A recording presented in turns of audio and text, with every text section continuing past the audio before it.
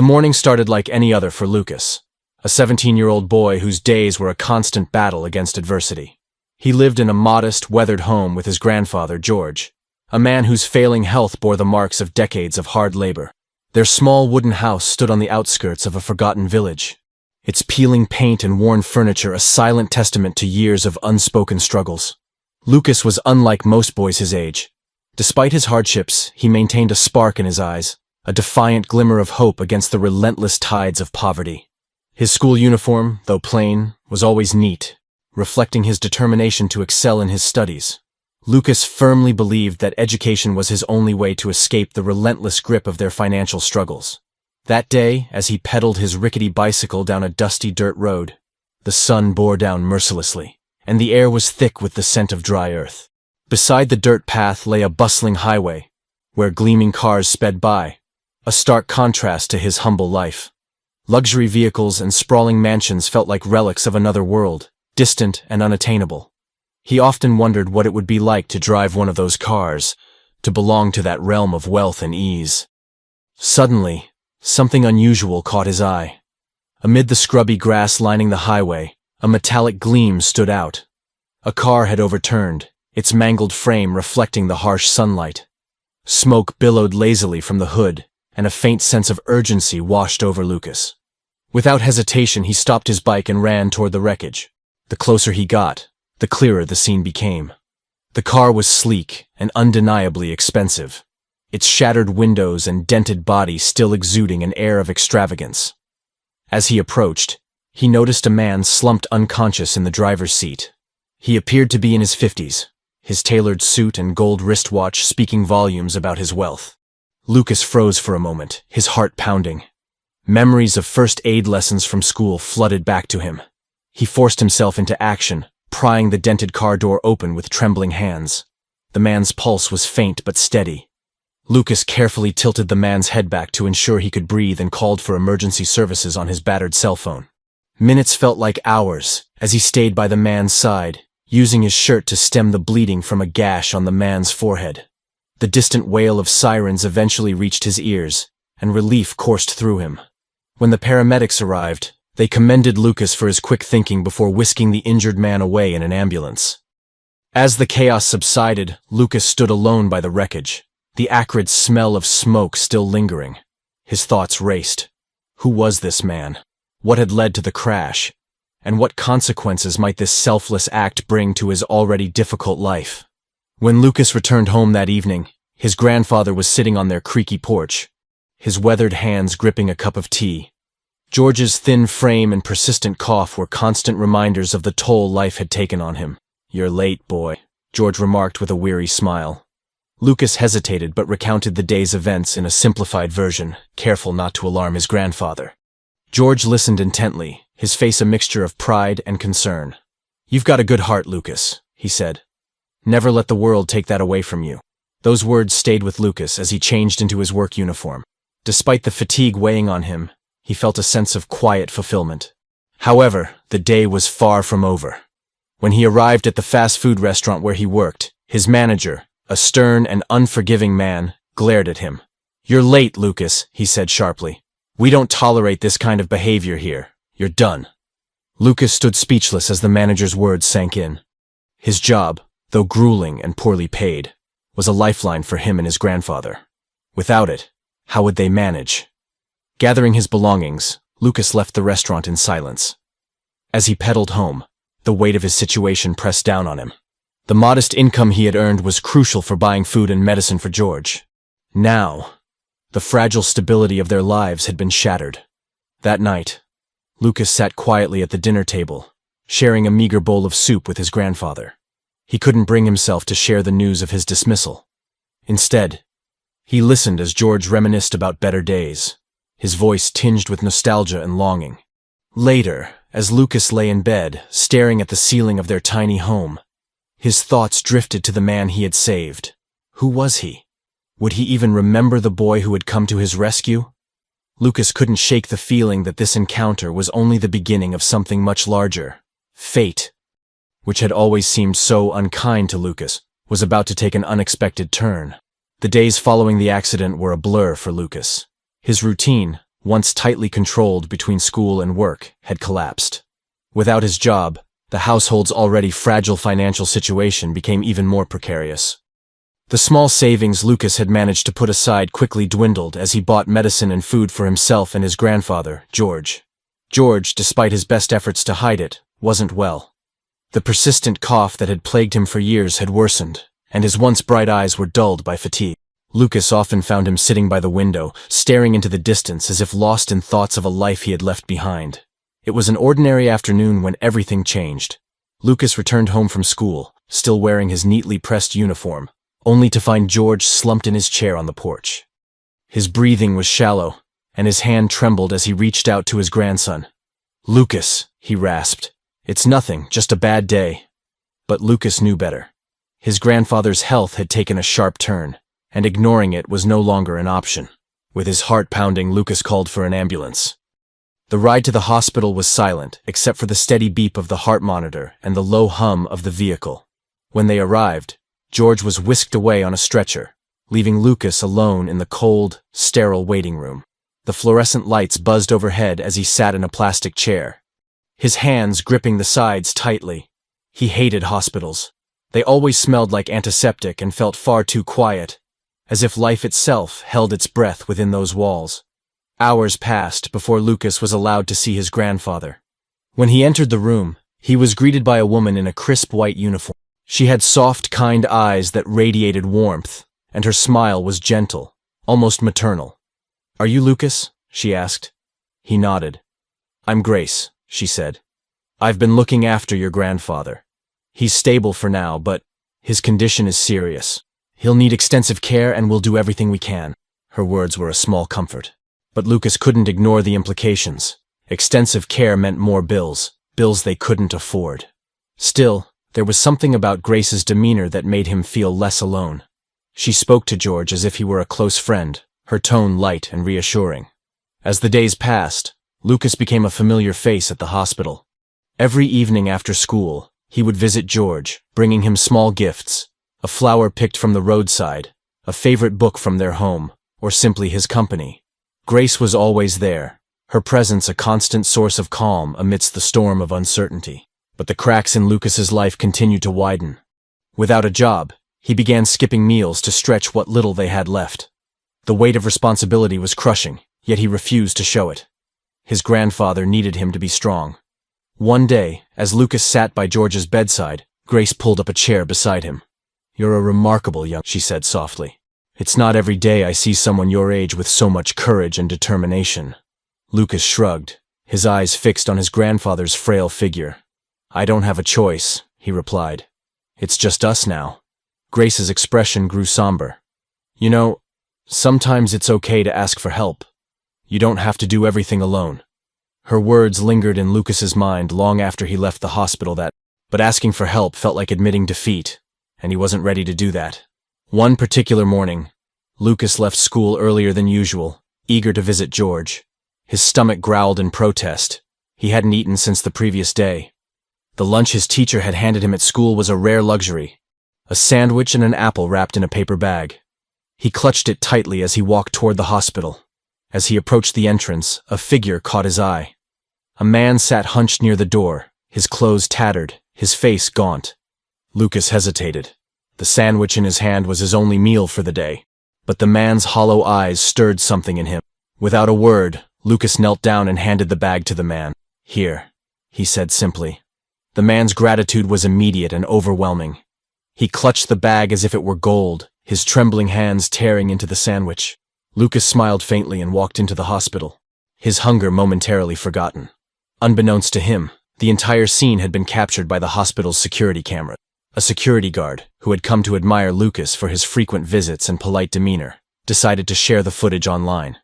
Within days, the video had gone viral, touching the hearts of thousands who were moved by Lucas's selflessness. Inside the hospital, Lucas continued his daily visits to George. Grace, now familiar with Lucas's routine, often brought him small snacks, knowing he rarely ate. She never made a big deal of it, simply leaving the food on a table nearby with a soft smile. "Eat," she would say. "You can't help your grandfather if you're running on empty." One evening, as Lucas sat beside George, The old man stirred awake. "Lucas," he murmured weakly. "You're a good boy. I'm proud of you." The words hit Lucas harder than he expected. He blinked rapidly, fighting back tears. For all the sacrifices he had made, hearing those words from his grandfather made everything feel worthwhile. Despite the small moments of hope, the reality of their situation loomed large. George's condition remained critical, and the mounting medical bills were a constant source of anxiety for Lucas. Grace did what she could, advocating for reduced fees and providing comfort wherever possible, but the weight of their circumstances was undeniable. As Lucas left the hospital that night, the cool evening air biting at his skin, he couldn't shake the feeling that his life was teetering on the edge of something monumental. The viral video had sparked whispers of hope, but Lucas had no idea that it was the beginning of a chain reaction that would change his life forever. The viral video of Lucas's kindness had started to gain traction online, but in his small world, nothing had changed yet. Each day was a battle for survival, and every meal was a small victory. Without a job, Lucas's options were limited, and his priority remained his grandfather, George, whose condition seemed to grow more fragile with each passing day. Lucas had settled into a routine of attending school during the day and visiting the hospital in the evening. However, with no income, even the simplest necessities became luxuries. The sparse meals he shared with George had dwindled to almost nothing. At school, Lucas began saving his lunch, slipping the small portions into his bag, and taking them home to stretch their meager food supply. It wasn't much, but it was enough to share with his grandfather, who often refused to eat unless Lucas ate too. Their bond, forged through years of shared hardship, was unbreakable. Despite his hunger, Lucas focused on his studies with unwavering determination. He saw education as his only way out of poverty, and his teachers often remarked on his intelligence and diligence. Still, the gnawing ache in his stomach was a constant reminder of his struggles. One afternoon, as Lucas sat in class, the faint chime of the school's intercom interrupted the lesson. The principal's voice crackled through the speaker.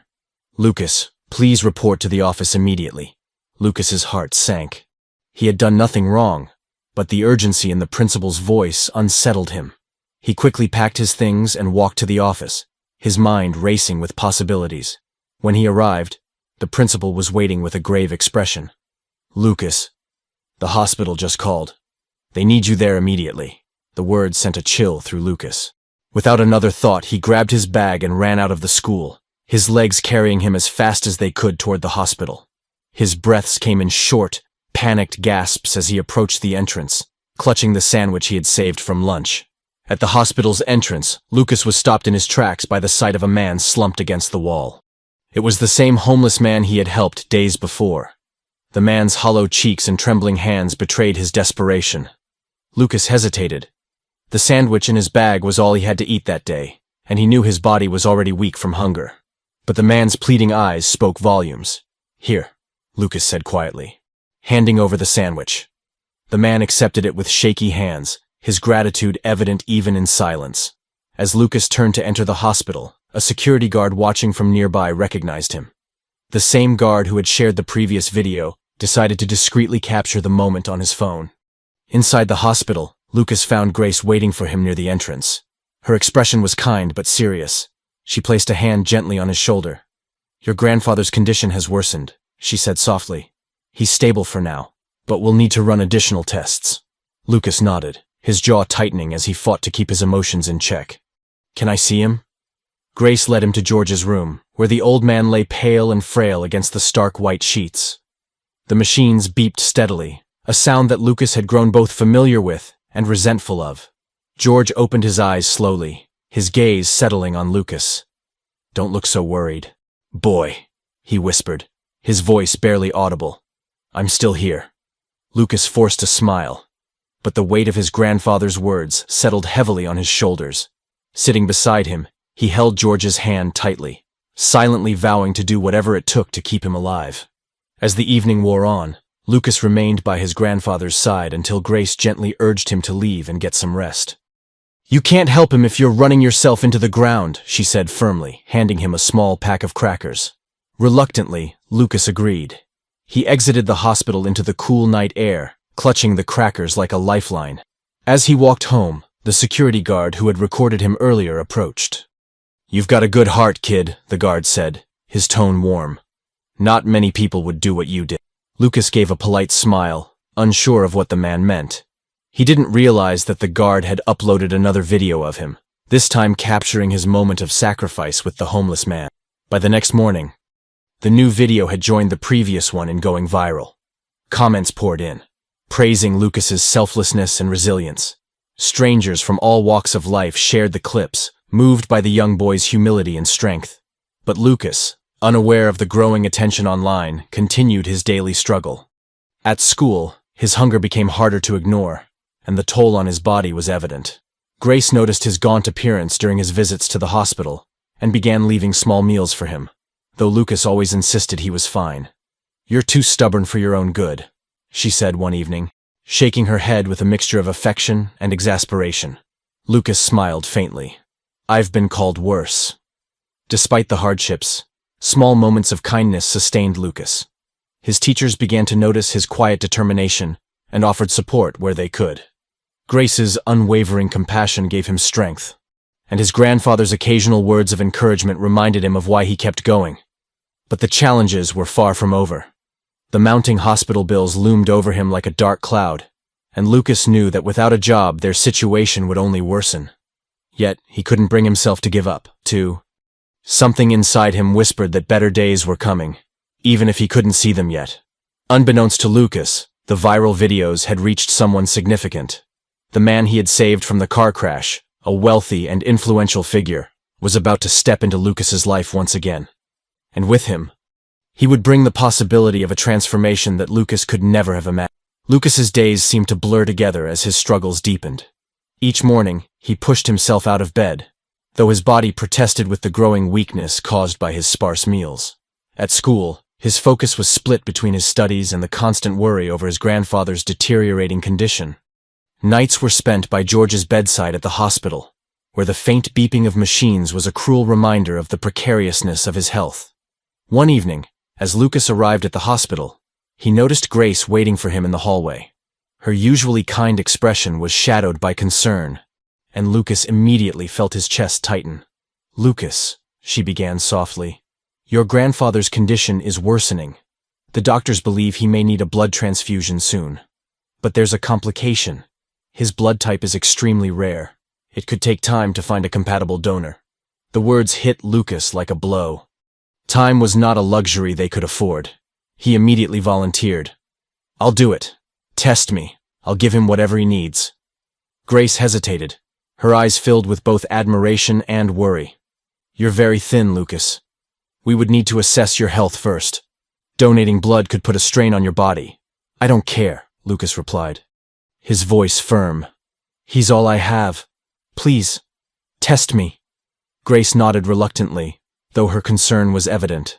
"We'll run the tests and let you know." As Lucas sat by George's bed that night, he couldn't help but feel helpless. Despite his best efforts, the weight of their circumstances seemed insurmountable. He held George's hand tightly, willing him to feel the strength he didn't have to say aloud. The next morning, Grace approached him with the results.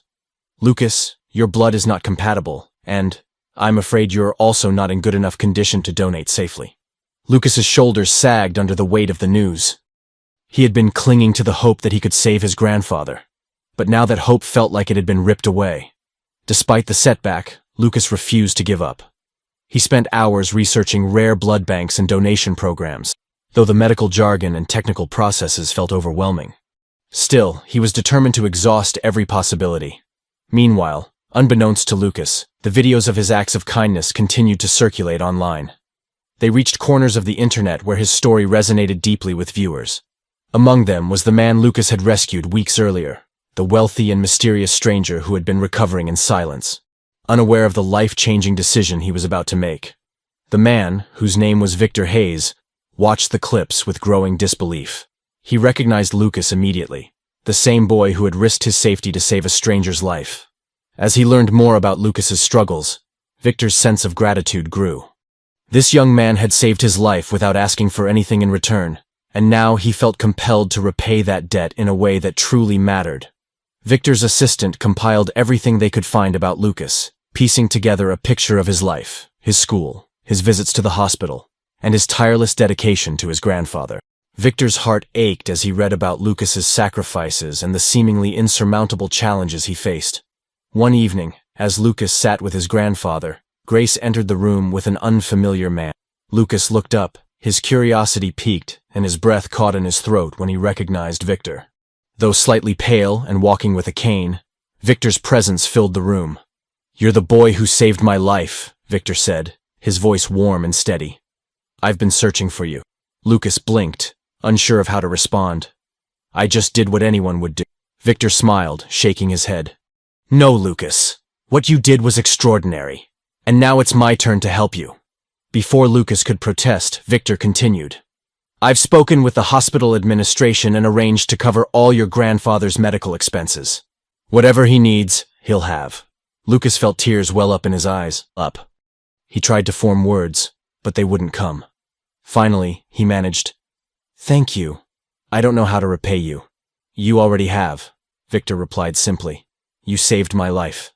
Now, I'm just returning the favor." For the first time in weeks, Lucas felt a glimmer of hope. With Victor's support, his grandfather could finally receive the care he needed. However, the situation took an unexpected turn when the doctors informed them that even with the financial resources now available, they still hadn't found a compatible blood donor. Victor's brow furrowed as he listened. "Test my blood," he said abruptly. The room fell silent as everyone turned to him in surprise. Victor's tone left no room for argument. "Do it now," he insisted. Grace led Victor to the testing lab while Lucas sat by George's bed, his heart pounding with a mixture of hope and fear. Hours passed, each minute feeling like an eternity. Finally, Grace returned, her expression unreadable. "Victor's blood is compatible," she announced. The relief in the room was palpable. Victor didn't hesitate. "Schedule the transfusion as soon as possible," he instructed. "I'll do whatever it takes." As preparations were made, Lucas couldn't help but feel a deep sense of gratitude toward the man who had appeared in his life at the exact moment he needed help the most. But a lingering question gnawed at the back of his mind. How could Victor's blood be a match for his grandfather?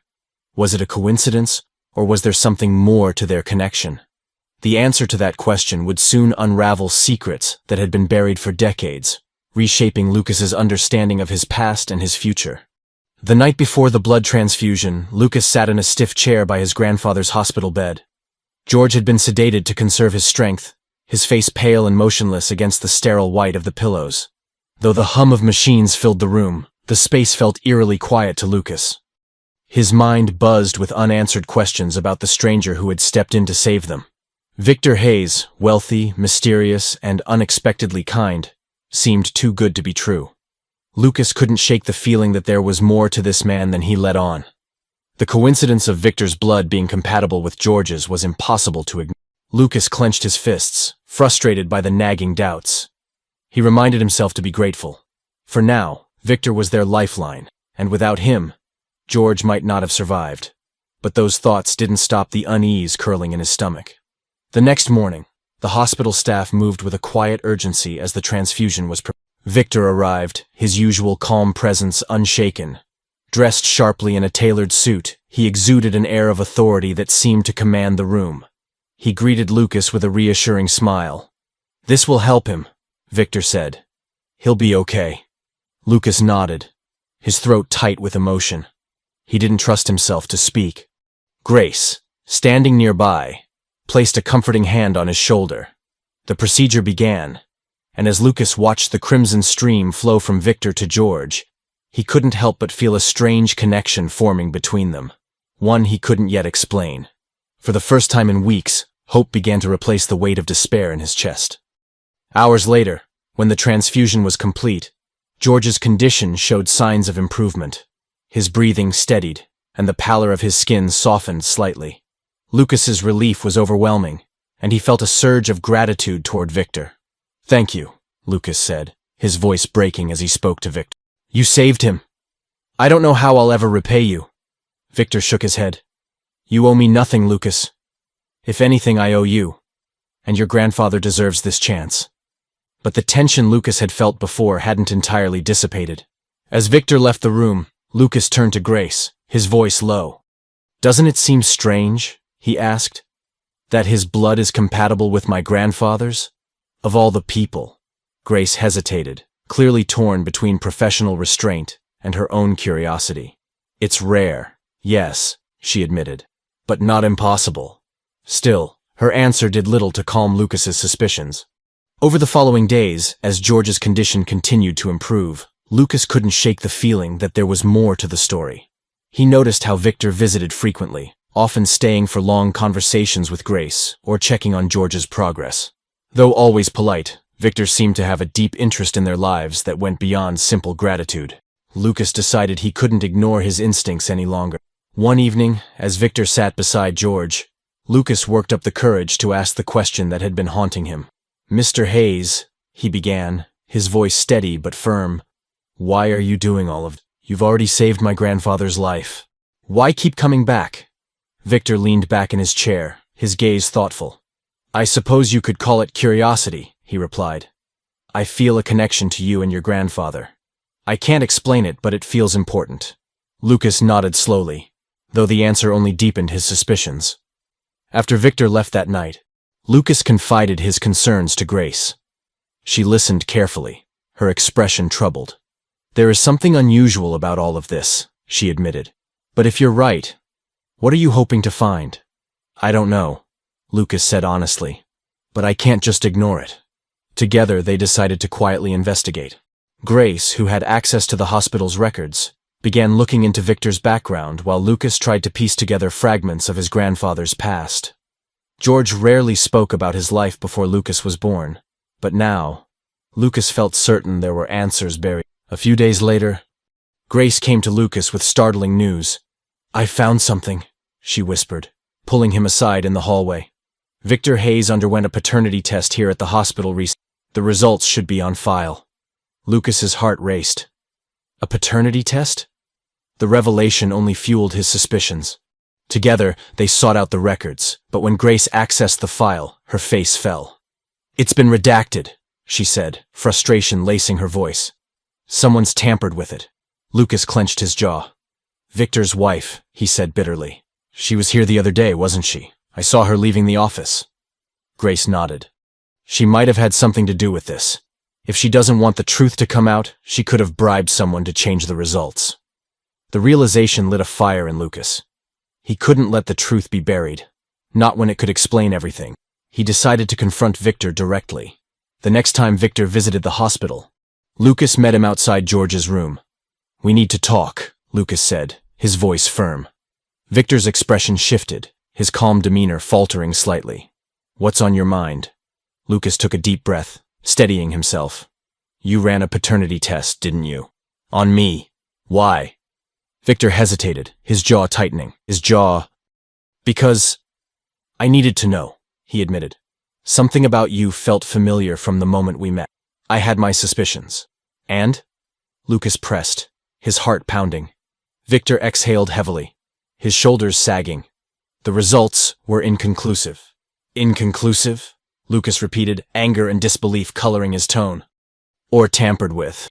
Victor's eyes widened slightly at the accusation, and Lucas knew he had hit a nerve. "What are you saying?" "I think your wife doesn't want the truth to come out," Lucas said boldly. "She bribed someone to alter the results."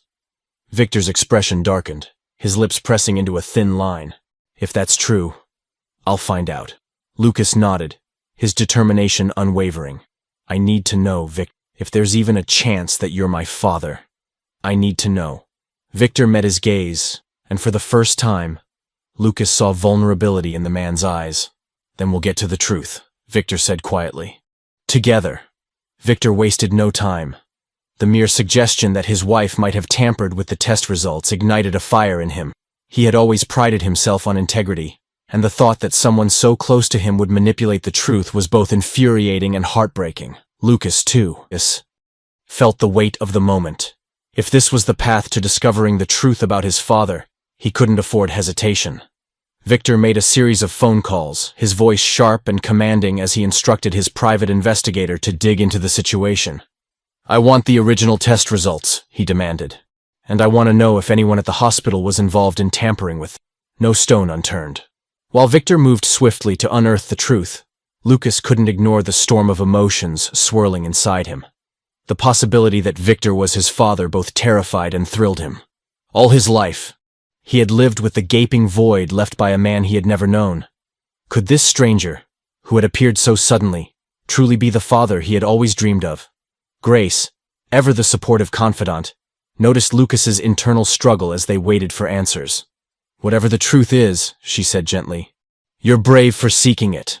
And no matter what, you'll have me and your grandfather by your side." Lucas gave her a grateful smile, though his nerves remained raw. He had spent so many nights wondering about his father, creating stories in his mind to fill the emptiness. Now, the real story might finally come to light. Days passed, each one feeling longer than the last. Victor's investigator worked tirelessly, uncovering a trail of suspicious activity at the hospital. Bribes had indeed been exchanged, and the trail led directly to Victor's wife, Eleanor. When Victor received the report, he was livid. "She betrayed me," he said through gritted teeth during a meeting with Lucas and Grace. "She tried to bury the truth." Lucas's heart raced. "Does that mean—" Victor nodded, his expression softening. "We need to retake the test, this time without interference. But Lucas," he added, "I want you to know something. Even if the results weren't in question, I feel a connection to you, and I'm here for you, no matter what." The words warmed Lucas's heart, but he remained guarded. "Thank you, but I need to know for sure." Victor arranged for a new test at a private lab, ensuring there would be no tampering. As they waited for the results, Victor took the opportunity to learn more about Lucas and George. He spent time at the hospital, sitting with George and listening to his stories about raising Lucas alone. Despite his frail health, George's pride in his grandson was evident in every word.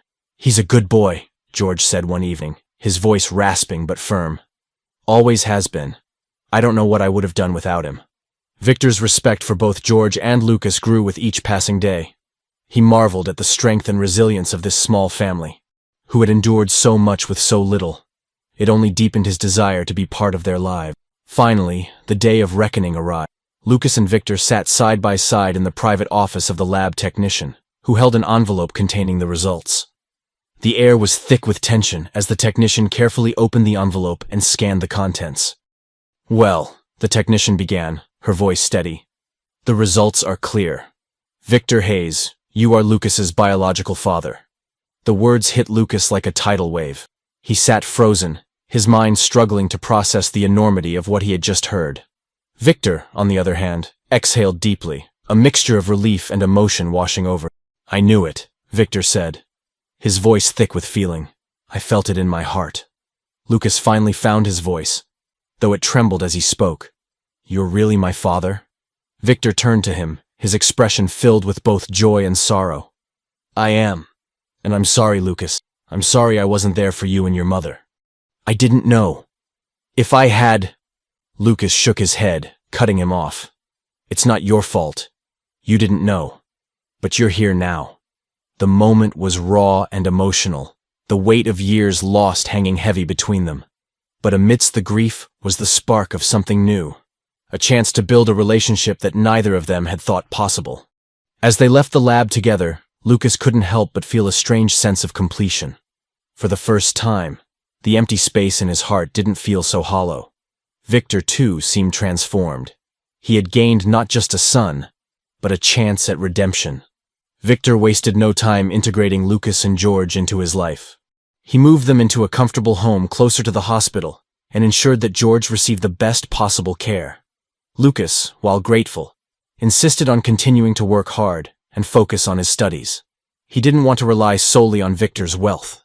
Victor respected Lucas's determination and admired his work ethic. He offered to support Lucas's education, promising to help him achieve his dreams. "You have so much potential, Lucas," he said, "and I want to see you succeed." Despite the whirlwind of changes, Lucas stayed grounded. He remained devoted to his grandfather, who was steadily recovering thanks to the excellent care provided by Victor's resources. And though his life had taken an unexpected turn, Lucas knew that the journey ahead would require just as much courage and resilience as the path he had already walked. As he stood outside their new home one evening, watching the sunset, Lucas felt a sense of hope he hadn't known in years. The future was uncertain, but for the first time, it felt like it held the promise of something good. The weeks that followed were a whirlwind of change for Lucas. The modest, creaking home he had shared with George was replaced by a comfortable house in a quiet neighborhood. Though it lacked the extravagance of Victor's mansion, it was worlds away from the life Lucas had known. Clean walls, new furniture, and a small garden gave the space a warmth that Lucas found both comforting and unfamiliar. George's health steadily improved under the care of specialists that Victor had arranged. The once pallid and frail man began to regain strength, even sitting outside to enjoy the garden on sunny afternoons. Watching his grandfather smile again filled Lucas's heart with gratitude. For the first time in years, their lives weren't governed by desperation. Victor, ever mindful of Lucas's pride, approached his newfound fatherhood with respect. He offered opportunities but allowed Lucas to decide whether to accept them. One such offer came during a quiet dinner at the new house, where Victor sat with Lucas and George. "I've been thinking," Victor began, placing his glass of water on the table, "about your education, Lucas. You're clearly bright and determined. I'd like to help you get into a good university when the time comes." Lucas looked up. His fork paused midair. "That's generous.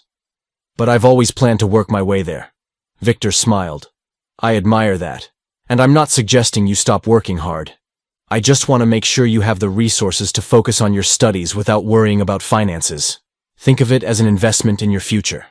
George chuckled from across the table. "You'd be a fool not to take him up on that, Lucas."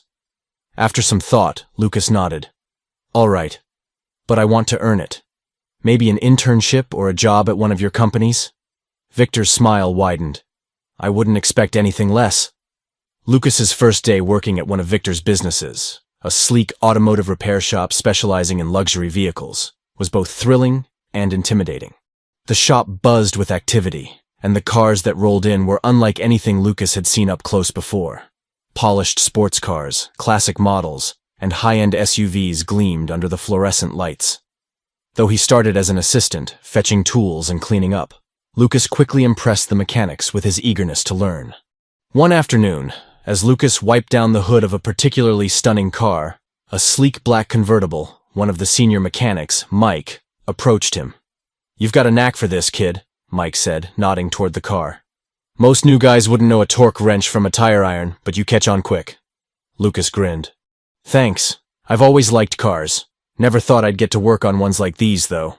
"Well, stick with it," Mike said, clapping him on the back. "You might surprise yourself." As Lucas settled into his new routine, he began to thrive. His days were filled with school, work, and visiting George, whose recovery brought joy and relief. But amidst the progress, Lucas couldn't ignore the lingering tension surrounding Victor's estranged wife, Eleanor. Though Victor had filed for divorce after discovering her deceit, her presence still loomed like a shadow. One evening, as Victor and Lucas sat in the living room, Eleanor unexpectedly arrived, her heels clicking sharply against the polished floor as she stepped into the room. Her appearance was as immaculate as always, but there was an edge to her polished smile. "Victor," she began, her voice sweet yet calculating, "we need to talk." Lucas stiffened, his hands clenching into fists. He had no love for the woman who had tried to erase his existence from Victor's life. But Victor, ever composed, gestured for Lucas to stay seated. "This is neither the time nor the place, Eleanor," Victor said coldly. "Whatever you have to say, you can direct to my lawyer." Eleanor's gaze flicked to Lucas, her eyes narrowing. "So, this is the boy you've replaced me with," she said, her tone dripping with disdain. "How quaint." Lucas stood abruptly, his anger boiling over. "I didn't ask for any of this," he said firmly. "But I'm not going anywhere. You tried to bury the truth and it didn't work, so maybe it's time you move on." Eleanor's face tightened, but before she could retort, Victor stepped between them. "That's enough," he said, his voice like steel. "Eleanor, leave. Now." She hesitated, her gaze darting between them before she finally turned on her heel and left, slamming the door behind her. Victor sighed heavily, running a hand through his hair. "I'm sorry you had to deal with that," he said to Lucas. "She's difficult." Lucas shrugged, though his hands still trembled slightly. "I can handle it. I've faced worse." Victor smiled faintly, a glimmer of pride in his eyes. "I know you can." As the weeks turned into months, Lucas continued to grow into his new life. His work at the repair shop earned him respect and even led to small promotions. At school, his grades remained impeccable, and he began to dream of a future he hadn't dared imagine before. One evening, as he sat in the garden with George, the older man placed a hand on his shoulder. "I'm proud of you, Lucas," George said, his voice filled with warmth. "You've been through so much, but you've never let it break you. Your mother would have been proud too." Lucas smiled, his throat tight with emotion. "I couldn't have done any of this without you, Grandpa. You're the reason I've kept going." George chuckled softly. "Well, I had a little help from your father this time." Lucas looked out at the horizon, the setting sun painting the sky in shades of gold and crimson. For the first time in years, he felt at peace. Life was still uncertain, but he knew he wasn't facing it alone anymore. But as much as Lucas wanted to believe his troubles were behind him, life had a way of throwing curveballs. There were still loose threads to tie, and the shadow of Eleanor lingered in ways neither he nor Victor could anticipate. Lucas had started to believe that stability might finally be within reach. His days were productive and purposeful, school in the mornings, afternoons at the repair shop, and evenings spent at home or visiting George. Victor's presence in his life became a steadying force, and Lucas began to see him not just as a father, but as a mentor and a source of guidance. However, the peace was not destined to last. One rainy afternoon, as Lucas worked under the hood of a sleek sports car at the repair shop, his phone buzzed in his pocket. Wiping his hands on a rag, he pulled it out and saw a message from Grace. "Call me as soon as you can. It's urgent." A chill ran down Lucas's spine. Grace was not the type to exaggerate. He stepped outside, the rain falling in a soft drizzle, and dialed her number. She picked up on the first ring. "Lucas," she began, her voice tense. "There's been an incident. Your grandfather collapsed earlier today. He's stable now, but the doctors are concerned." Lucas's stomach dropped. "I'm on my way," he said, his voice shaking. The ride to the hospital felt agonizingly long. His mind raced with worst-case scenarios, each thought darker than the last. When he finally arrived, Grace was waiting for him in the hallway, her expression grave but composed. "He's conscious," she said, placing a reassuring hand on Lucas's shoulder. "But his heart is weaker than we thought. The doctors are recommending additional treatment. Something more aggressive." Lucas nodded, his throat tight. "Whatever it takes." As he entered George's room, the sight of his grandfather hooked up to machines sent a pang through his chest. George's smile, though faint, was still there. "Don't look so grim, boy," George said weakly. "I'm not done just yet." Lucas sat beside him, gripping his hand tightly. "You'll get through this, Grandpa. We'll do whatever we need to." But George's smile faded slightly, and his gaze turned distant. "Lucas, there's something I need to tell you. Something I should have said a long time ago." Lucas frowned, his heart skipping a beat. "What is it?" George hesitated, as if searching for the right words. "Your father, Victor, he didn't know about you because I didn't tell him. When your mother died, I made the decision to keep you away from that life. I thought I was protecting you, but I see now that I robbed you of something important." The revelation hit Lucas like a punch to the gut. You knew all along?" he asked, his voice trembling. "You knew he was my father?" George nodded slowly, guilt etched into every line of his face. "I thought I was doing what was best. Victor and your mother had a complicated history, and I didn't want you caught up in it." Lucas stood abruptly, his emotions a tangled mess of anger, betrayal, and confusion. "You had no right to make that choice for me," he said, his voice breaking. "All those years I thought my father didn't care. I thought I was alone." George reached out, his hand trembling. "I'm sorry, Lucas, I was wrong. But Victor is here now." "But Victor? He's making things right." Lucas took a deep breath, struggling to rein in his emotions. "I need some air," he muttered, leaving the room before George could respond. In the hallway, he leaned against the wall, his mind reeling. He had spent his entire life longing for answers, and now that they were here, they felt like too much to handle. Grace found him moments later, her expression filled with concern.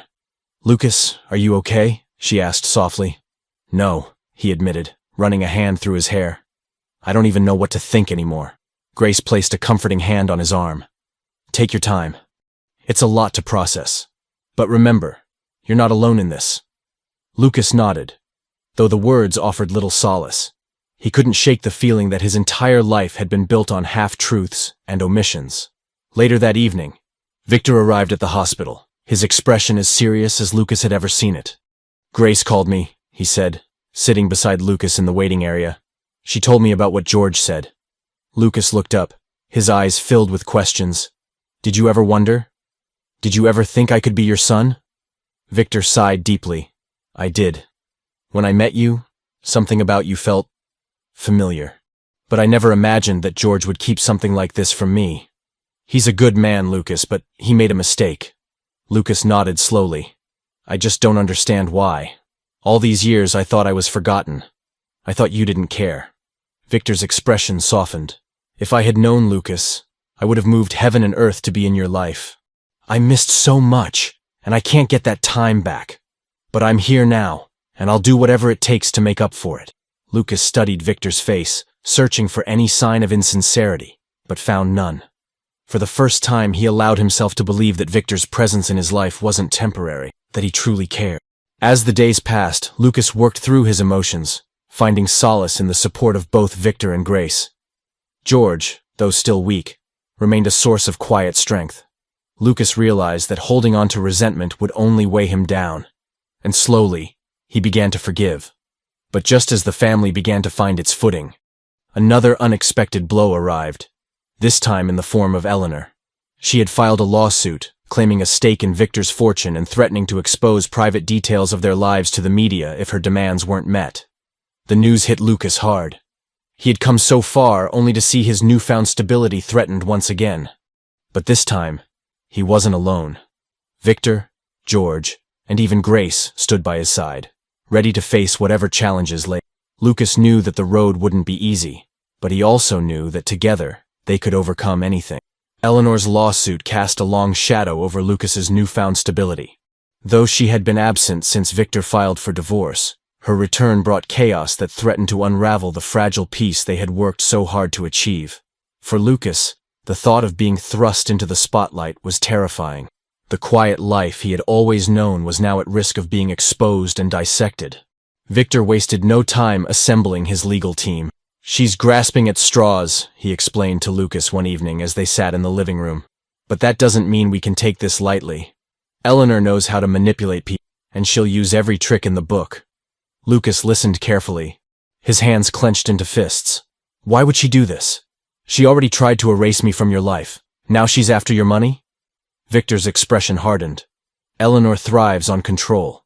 Losing her place in my life, and my fortune, was a blow to her pride. She sees this as a way to regain power." George, sitting nearby in his wheelchair, added quietly, "Don't let her win, Victor.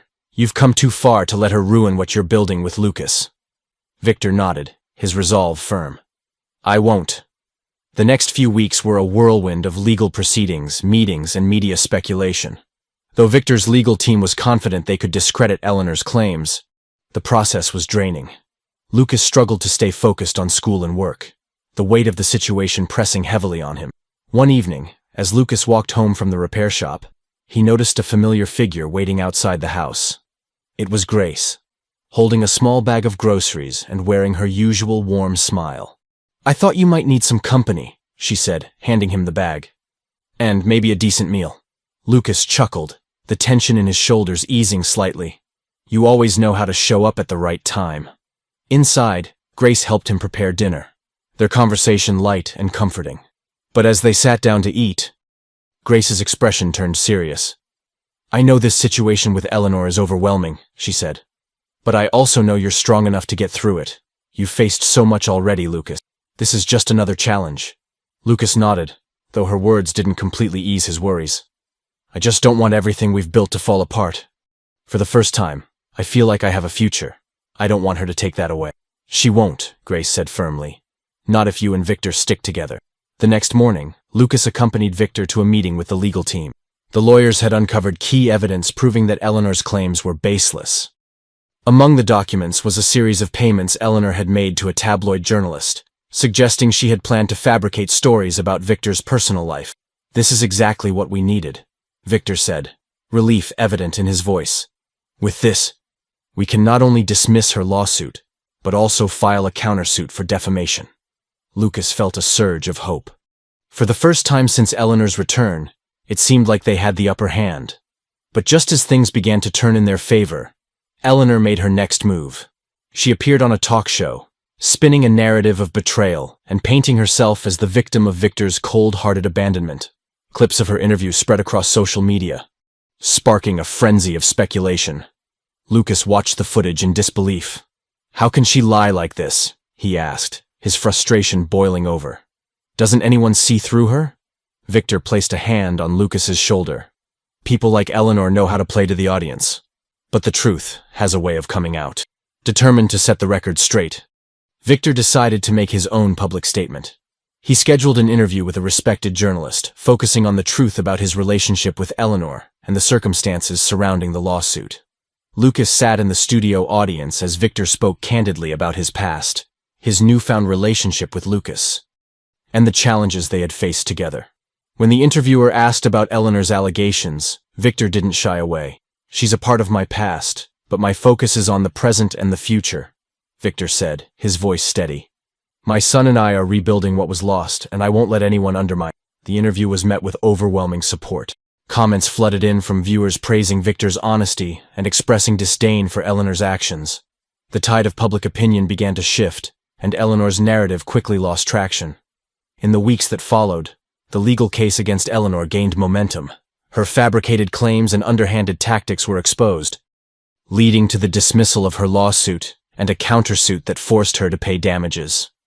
With her reputation in shambles, Eleanor disappeared from the public eye. For Lucas, the end of the ordeal felt like a weight had been lifted. Sitting with Victor and George in the garden one evening, he allowed himself to relax for the first time in months. "It's over," he said quietly, almost as if he didn't believe it. Victor smiled. "It's over. And now we can focus on what really matters, building a future." Lucas looked at his grandfather, who nodded in agreement. "You've got your whole life ahead of you, Lucas, and now you've got the support you deserve." As the sun dipped below the horizon, Lucas felt a renewed sense of hope. The journey had been long and fraught with challenges, but for the first time, he saw a clear path forward. With Victor and George by his side, he knew he could face whatever came next. The air in the house felt lighter now that Eleanor's grasp had been broken. Lucas began to settle into a life he could scarcely have imagined just months ago. His days were still filled with work and school, but there was no longer the suffocating pressure of survival. For once, he could dream without fear. Victor had thrown himself into his role as a father, not just as a provider but as a guiding hand. He insisted on taking Lucas to his first professional seminar, introducing him to a world of business leaders and entrepreneurs. "This," Victor said during the drive, "is where you belong. You're intelligent, resourceful, and hardworking. These people will see that." Lucas, dressed in a sharp suit Victor had gifted him, felt out of place as they walked into the sleek conference hall filled with people who spoke the language of luxury and influence. Gleaming cars parked outside, designer watches on wrists, and discussions about investments and acquisitions made him feel like a fish out of water. Yet Victor stood beside him, offering quiet encouragement at every turn. When the seminar ended, Lucas felt invigorated. The speakers had talked about perseverance and innovation, values he had long embraced. For the first time, he saw a connection between his struggles and the success stories he admired. "Thank you," Lucas said to Victor as they drove home, "for showing me this. I never thought I'd belong in a place like that." Victor smiled. "You've always belonged, Lucas. You just didn't have the opportunity before. Now you do." Life at home was equally promising. George, though still recovering, was regaining strength daily. The old man insisted on spending his afternoons in the garden, where he would hum quietly and tell Lucas stories about his youth. "I never thought I'd see the day when you'd have a father by your side," George said one sunny afternoon. "It makes me feel like my job is done." Lucas frowned. "Don't talk like that, Grandpa. You're not going anywhere," George chuckled. "George, life's a cycle, boy. You've got your whole future ahead of you, and I'm just glad I lived long enough to see it." The words stayed with Lucas, a bittersweet reminder of how precious their time together. One evening, as Lucas was finishing an essay for school, Victor approached him with a curious expression. "There's something I want to show you," he said, holding up an old, weathered envelope. "I found this among some papers your mother left behind." Lucas took the envelope with trembling hands. Inside was a handwritten letter in his mother's neat script. It was addressed to both Victor and Lucas, though it was clear Victor had never received it. The words were filled with love and regret, explaining how she had tried to reach out to Victor after Lucas was born, but had been unable to find him. "I wanted you both to know each other," the letter read. "But if life doesn't allow that, please know that you are both loved. Lucas, you are my greatest gift. And Victor, I hope one day you find him and see the amazing person he is." Tears blurred Lucas's vision as he read. For Victor, the letter was equally emotional, a glimpse into the love he had lost and the son he had found. "She believed in us," Victor said softly. "Even then," Lucas nodded, wiping his eyes. "And she was right. We've made it here." The bond between father and son deepened in the weeks that followed. Lucas's confidence grew as he embraced his new opportunities, excelling in school and earning respect at the repair shop. Victor, proud of Lucas's progress, began including him in family business discussions, giving him a taste of the responsibilities he might one day inherit. Despite the progress, Lucas never forgot where he came from. He often volunteered at community centers, helping other struggling families. Inspired by the kindness he had received, he felt compelled to give back. On one such occasion, he met a young boy named Jamie, who reminded him of himself, shy, hardworking, and filled with potential. Lucas took Jamie under his wing, helping him with homework and teaching him small lessons about resilience. "Life isn't easy," Lucas told Jamie one day, "but if you keep working hard and never give up, you'll find your way." Victor, watching from a distance, couldn't hide his pride. "You're becoming a leader, Lucas," he said later. "Your mother would be so proud." As the months passed, Lucas's world continued to expand. He was accepted into a prestigious university on a scholarship, supplemented by Victor's financial support. The repair shop promoted him to a managerial role, recognizing his dedication and leadership skills. And at home, George celebrated his recovery with small, joyful milestones, like baking his favorite pie or dancing in his wheelchair to old tunes on the radio. The journey had been long and fraught with challenges, but as Lucas stood on the cusp of a bright future, he felt nothing but gratitude. For his grandfather, whose unwavering love had carried him through the darkest times. For Victor, whose presence had filled a void Lucas never thought could be healed. And for the countless acts of kindness, big and small, that had shaped his path. At the end of the year, Victor hosted a dinner to celebrate Lucas's accomplishments. It was a modest gathering, attended by George, Grace, and a few close friends. As they raised their glasses, Victor stood and said, "To Lucas, a son who has shown me what strength and perseverance truly mean, and to the future, which I know will be brighter because of him." Lucas smiled, lifting his glass. "To all of you," he said, "for believing in me when I didn't believe in myself." The room erupted in applause. But for Lucas, the true celebration was in the quiet moments that had brought them there. The sacrifices, the forgiveness, and the love that had carried him from despair to hope. As the years unfolded, Lucas's life transformed into something he could never have imagined during those long nights of struggle. His journey from hardship to hope became a story of inspiration, one that rippled far beyond the walls of his home. Yet, even with the success and stability he had earned, Lucas never let go of the values instilled in him by George and the lessons learned from his journey. Lucas excelled at university, combining his natural intelligence with an unwavering work ethic. His studies in engineering and management reflected both his passion for innovation and his desire to one day contribute to the world in meaningful ways. With Victor's guidance and support, Lucas secured internships with top firms, gradually earning a reputation as a rising star in the industry. Meanwhile, George's recovery was steady and joyful. Though his body was weaker with age, his spirit remained strong. The garden became his sanctuary, a place where he would share stories with Lucas during his visits and reflect on the life they had rebuilt together. "Never forget, Lucas," George said one afternoon as they sat under the shade of a blossoming tree. "It's not about where you start, it's about where you're willing to go." Lucas carried those words with him as he moved into the next chapter of his life. By the time he graduated, he had already secured a position at a major company, thanks to both his academic achievements and the network he had built through Victor's connections. Yet Lucas remained grounded, choosing to live modestly and invest his earnings into projects that aligned with his values. One of those projects was particularly close to his heart. A community center dedicated to supporting underprivileged youth. Inspired by his own struggles and the kindness he had received, Lucas worked tirelessly to establish the center. With Victor's financial backing and the help of Grace, who had become a steadfast ally, the project came to life. The center offered education programs, mentorship, and resources for families in need. Lucas personally mentored many of the young people who came through its doors, sharing his story and showing them that success was possible no matter where they started.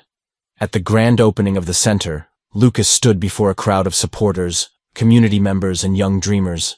Beside him were Victor, George, and Grace, all beaming with pride.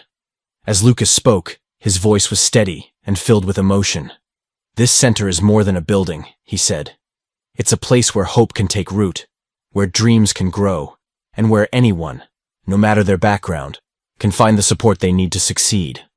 I stand here today because others believed in me when I couldn't believe in myself, and now I want to pass that gift on to others."